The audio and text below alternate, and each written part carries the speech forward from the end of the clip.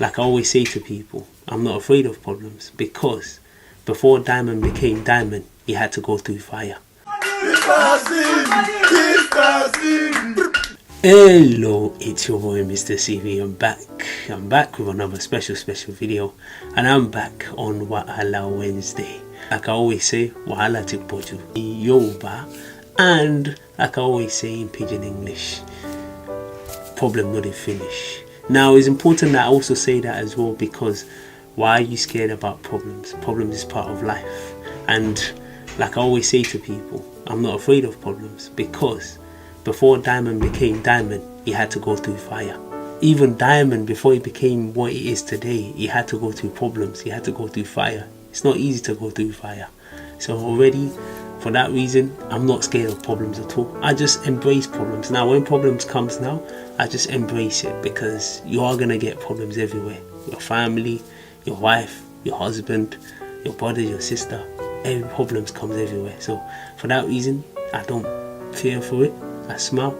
And they say in the Bible, he who is down fears no fall. So if you're already down already, why are you scared of falling?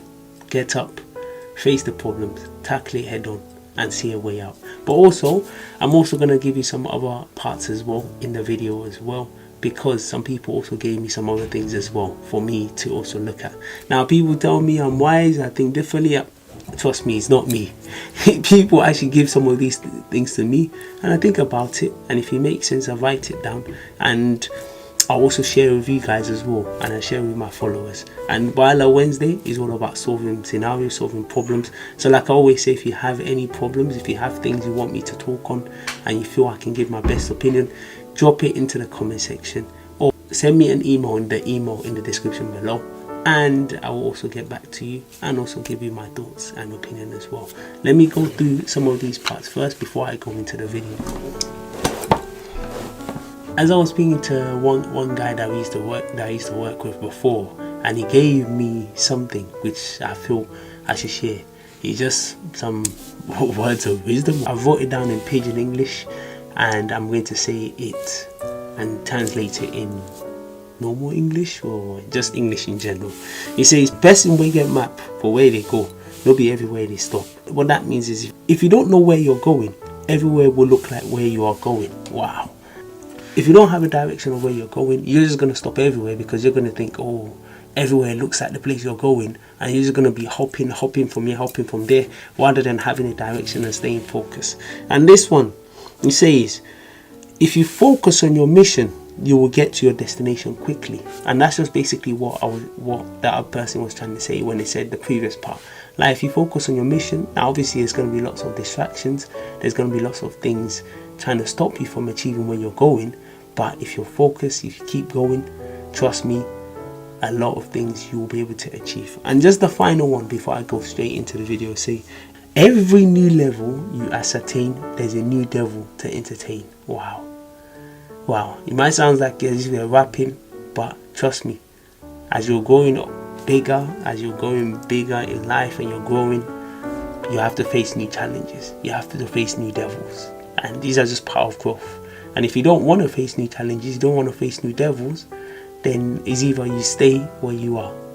And the only thing that is stagnant is the smelly water. So if it's not smelly water, constant water is always moving. So for me, that's why I say at the beginning of the video, challenges now are not something I fear. I've gone through too many things in my life to be fearing challenges. When the challenges come, I smile at it, I embrace it, and I try and find ways that I can deal with it. I've stopped worrying about it. I've stopped working myself. No. I've gone through too many battles in my life to be scared about any challenges. So whatever challenges that come, I face it, because I'm a person that wants to grow. I'm a person that wants to develop. And if you want to grow and you want to keep developing, then you have to face new devils. So the more devils you face and the new devils you're facing, the more you're also growing stronger and bigger and more challenges. And one thing I know for sure is God will not give you, me, I'm a believer of God, I'm a Muslim, God will not give you challenges that He knows you cannot handle. So if God gives me a challenge, I embrace it, and I know that is the challenge within my capabilities to handle. So for that reason, I don't fear it at all, and I have no reason to fear. So I'm going to go straight into the video, go into my wahala today, and brace yourself, and I'm sure you're going to enjoy the video. So first wahala for you, so I'm going to read it. It says, I had a nikah in the UK with my wife, and my wife's family is back in Nigeria. We agreed we'll have a proper wedding in Nigeria too. So nikah is a Islamic wedding. He says, however, after seeing the cost of everything, I and my wife decided against doing a big wedding in Nigeria. My wife's family had agreed to the plan, so I decided to tell my family, and that's where the problem started. My dad saw reason in what I said and the plan, but my stepmom insisted the wedding must go on as agreed. This angered me and I lashed out. This led to big problems in the family and ended up with everyone choosing sides. I really don't know what to do. Wow. Wow. Now this thing of wedding and celebration and it's a big problem, because I come from a country, Nigeria, where wedding or celebration is like a big thing. Even in families, you have half that are Christians, you have half that are Muslims. So when it comes to Eid, even though you're a Christian, you celebrate. And when it comes to Christmas, even though you're a Muslim, you also celebrate. Obviously, some people come from extended families, and where they have stepbrothers, stepsisters, their dad or might have married multiple women. So obviously this also creates problem within the family as well. But going back on this issue where he says obviously they already agreed a plan to have a wedding in the UK. No, the nikah, which like I said is an Islamic wedding. How big you want it to be is totally up to you. But they already had nikah in the UK, and obviously as the girl's family is not in the UK, that's why they also say they're going to have a proper wedding in Nigeria, because it will make sense as the girl's family is not going to be here to witness it.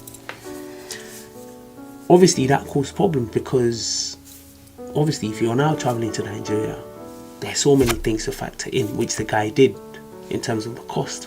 And a lot of these weddings, I'm not against having big wedding. Obviously when I did mine, it was quite small, because first of all, what am I doing a big wedding for if the means are not available? I'm thinking about it as well, wedding only lasts for one day, which realistically I'd rather take some of the money and put it into other things that I feel will be more valuable to my family, to myself. But obviously everybody has a choice, and everybody can talk within their partners or their families and decide what to do. But in this case, where the guy is seeing that, wow, the cost of it will go over his budget, or the cost of it is going to be something that might affect him. Because a lot of these families or a lot of these people, one of the issues is they'll encourage you to do a lot of things. Oh, I want you to have a big wedding, I want you to do this, I want you to do that. But unless they are going to sponsor it financially, sometimes it doesn't make sense on you to go along with that plan. Because at the end of the day, when everything is all over, you are the person that is going to feel it the most. And that is the honest truth. Because let's say for example, I know some people, or I don't know some people, I've heard some people, they go and borrow money for a wedding, getting themselves in 20,000, 30,000, 40,000 pound debt. And at the end of the day, who ends up paying? It's not the family that's paying, it's you that is doing the wedding. So in this situation, obviously, due to the decision they've made, it's caused a lot of problems in their family. And also, it might be a case where the groom's family, they probably went to go and call people, tell a lot of people about it. So in their mind, they're thinking everything is going on. Obviously, now that there's a change of plan, it's like they have to go back and tell those people that, whoa, it's not happening anymore. It might have been as a result of that that's made them angry, which obviously I don't know. Obviously on the guy lashing out as well, obviously it's just emotions coming out as well, because he's probably thinking, I'm the one that's going to suffer this, but you guys are not seeing it from my own perspective. And it's very important to actually see things from people's perspective. We have millions of people in the world, and everybody has their own perspective of how they see things. Even some people might think me doing this while on Wednesday, how I see things is not even the correct way. And that's fine, because everybody's allowed to think how they want to think based on their own experience. So back to what I was saying, as a result of that, obviously that's his emotions speaking. But one thing I would say to guys and girls is, I know it's not easy, but in whatever situation you find yourself in, try and remain as calm as possible. Try and have even patience as well, because they also say that whoever has patience has everything. Because trust me, a lot of the time, if you're patient about a lot of things and you're calm, you can solve a lot of situations, you can resolve a lot of situations amicably. If you start lashing out, getting angry, being emotional, that's when you start saying things you don't mean or you don't want to say. And then words are like egg. Once you drop it on the floor and it breaks, you can't put it back together. So you have to just be a bit careful. When it comes to family matter, when it comes to family problems, it's a difficult one. I'm not a believer of, oh, just because my family don't agree with something, I'm just totally going to stop speaking to my family. And no, because my family also plays a huge part in my life. So some of these things as well, you have to apply a bit of wisdom and you have to be a bit calm to resolve the situation. But for me, like I stated as well, if it's going to affect you financially and it's going to affect you, because at the end of the day, you and your partner are the one that's going to be feeling the after effects of the wedding. So if it's going to affect you and it's going to affect you financially, then for me, it's better to do something that is reasonable and something that you know you'll still get your desired result, but without affecting you. But if you have abundance of money where you feel like, oh, if I spend 40,000, 20,000 on my wedding and it's not going to affect me, then why not? Why not? Some people are blessed like that. I was even talking to a good friend of mine and we were talking about whether traveling, going to Nigeria, going to this. And it's funny because I have friends that they travel to the UK just to come and buy just for one day and then go back to Nigeria the next day. Whilst people like myself or other people, we have to plan ahead in months in advance, or we have to have booked the ticket. If we're going in August, we have to have booked in like January.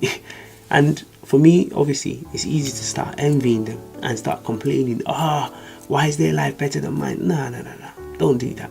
Don't do that. Everybody's destiny is just different.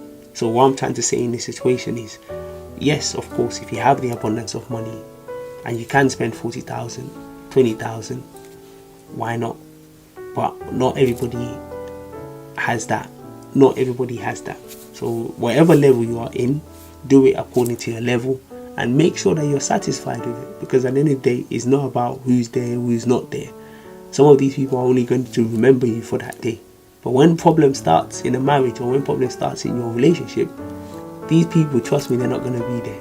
So it's better do what is in your capabilities and try and amicably sort this out. So that's my opinion on that. I'm going to go on to scenario number 2. So second problem is, I love the guy I'm in a relationship with. He's great on many aspects, but he struggles with romance. Should I leave him and look for someone else? I'm not planning to leave him, but it is frustrating as romance is something important to me. Now this part is it can be a big part in a relationship. And obviously it's a thing where within a relationship there's a lot of things that you also have to know. You have to understand the other person, because you and the other person, you're both different. You have to understand their love languages. You have to understand many things.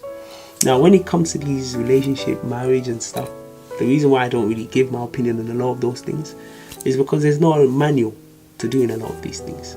You will read books, they'll say do it this way. You read that, they say do it this way. But there isn't one way fits all, because everybody's different and every relationship, every marriage is different. Also, one thing I also want you to remember is no marriage is perfect and no two people are perfect. We're all human beings. For me, I'm a strong believer in, if your partner is not good at something, I'm a strong believer in you need to try and help your partner. You need to try and support your partner.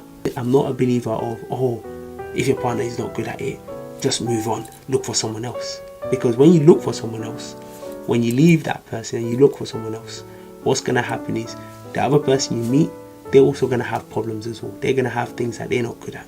So what are you going to do? Are you going to leave them again? Go look for someone else. You can't keep doing that. So at some point, you need to wait. If your partner has, let's say, 60-70% of something, but the 30% remaining is the parts that they don't have, you try and work with them, you try and work on them. Because as much as you're complaining that, oh, your partner is not good at this, I'm sure if you sat with your partner right now and I asked them, what are you not good at? I'm sure they can list 1 or 2 things as well. If your partner is willing to work with you and willing to actually get better, then it's important not to just leave a person just like that. And when it comes to these parts as well, when you are in a relationship or in marriage, it's important that you focus on the good qualities of your partner. Because when you start looking at the negative qualities of your partner, what happens is it starts to overweigh their good qualities. And in life in general, negativity thrives more than positivity. So when people focus on the negative, or when you do that one negative or that one thing that your partner doesn't like, or that one negative, it can overshadow all their good work. So for me, it's important that you focus on your partner's positive side and try and work with them. At the end of the day, it's a work in progress. And one thing as well regarding this as well is, man or woman, you have to be willing to be taught. You have to have a level where you are open to developing yourself. Because as a human being, you can't have it all. You can't have it all. Even if your partner had all these great qualities, there will still be your flaws. There will still be a flaw in your partner. And you can't use that one flaw and all of a sudden say, oh, for that reason, you don't want to be with your partner anymore. No, I don't believe that's right. If you love your partner enough, they should be willing and loving enough to be able to work with them in their good parts, in their bad parts. Of course, accept them as they are because that's their nature. But your partner, number one, should be willing to work on those parts that needs developing. But you also have to be willing to teach your partner, to support them. Because at the end of the day, you also need to mold them and guide them to how you want them to be. You can't just expect your partner just to be, this perfect. Because at the end of the day, you saw how your partner is and you saw how they're like. If this aspect was a massive aspect for you and you knew that obviously this is not a quality that your partner has, then you should have went with someone that had that quality from the beginning. But you didn't. Now you're now with your partner, you realize that this is an aspect that he doesn't have. You can either work with him and support him and guide him, or the easiest solution is to leave. But for me, I don't believe that should be the first solution. I believe you should be able to work with your partner. If your partner then is not ready to allow you to work with them, or not ready to be taught, that's when you can start having second thoughts whether that person is right for you or not. But if your partner is willing to try and be worked on and they're willing to make efforts regarding that part, then of course it goes a long way in the relationship. For me, like I said, I'm not a relationship or marriage expert, but one thing I do know is for sure is that no marriage, no relationship is perfect. And if you keep hopping from here to there to there to there, you realize that nobody's perfect. So sometimes when you find something good and there are flaws here and there, try and work with it. That's my mindset on it. Because I just believe the easiest thing is to walk away. But how many times are you going to keep walking away? Because even the next person you go to, whether guy or girl, they're going to have flaws as well. So if they have flaws, what are you going to do? Are you just going to quit as well? No, you don't. So that's just my take on it. People that are better in marriage or relationship, please drop a comment in the comment section, because you might have a better solution. I'll talk as well for my personal reflection. Now, romance is not something that I'm the best at, and I don't have any shame in saying that. I say that to my partner. I don't have any shame in saying that, because once you acknowledge that this is not something that you're good at, what happens is you're able to seek help.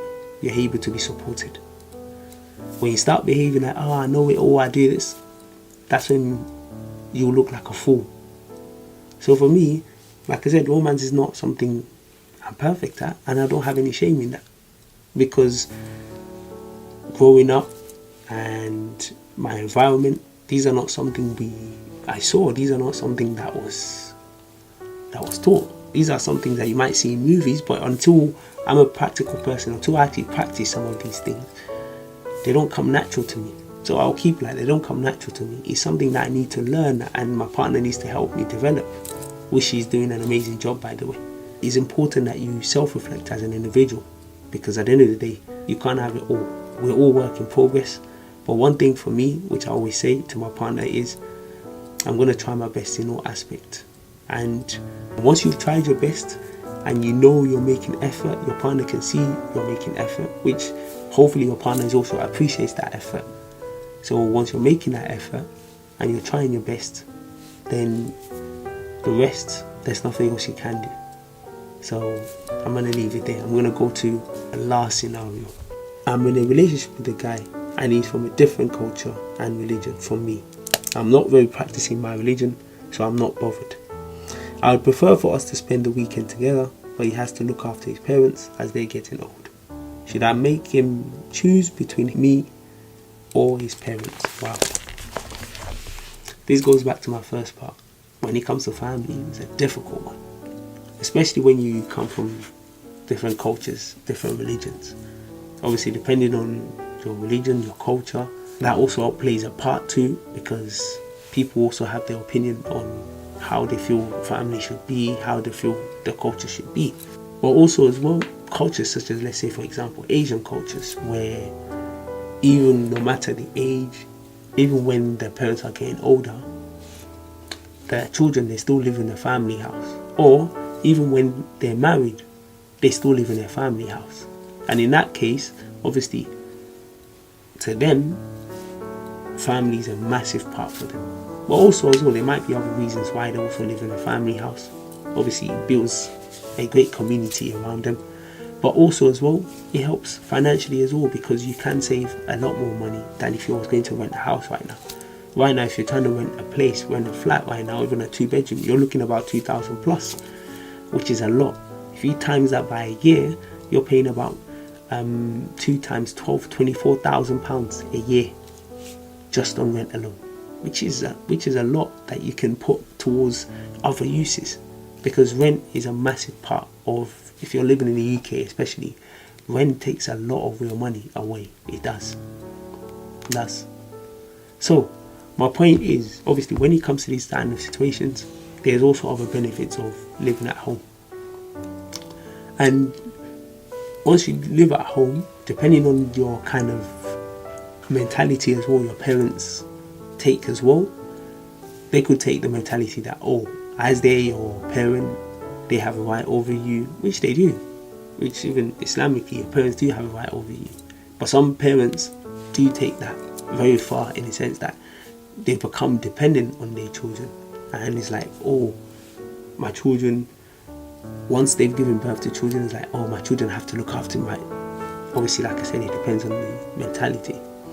Now, when it comes to these between choosing their parents or choosing you, obviously that's a tricky one. For me, I feel whilst you're in their relationship, or if it's a marriage, it's a case of having a conversation with your partner, explaining how you feel, having an honest conversation, explaining how you feel. I'm not saying a lot of these things I'm saying are easy, because they're not easy conversations to have.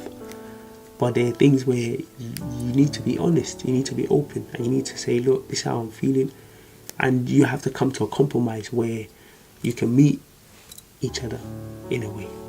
But another factor as well that I want to say is in terms of the religion. Now, religion is a big factor. Religion is a big factor. Because even when you are in the same religion, that's also another problem too. Because one person can be practicing in the other. That's another factor. And if you're a different religion, that's also another wahala again. That's also another problem. But obviously it depends on how you take the religion. In this case, the person said she's not that bothered.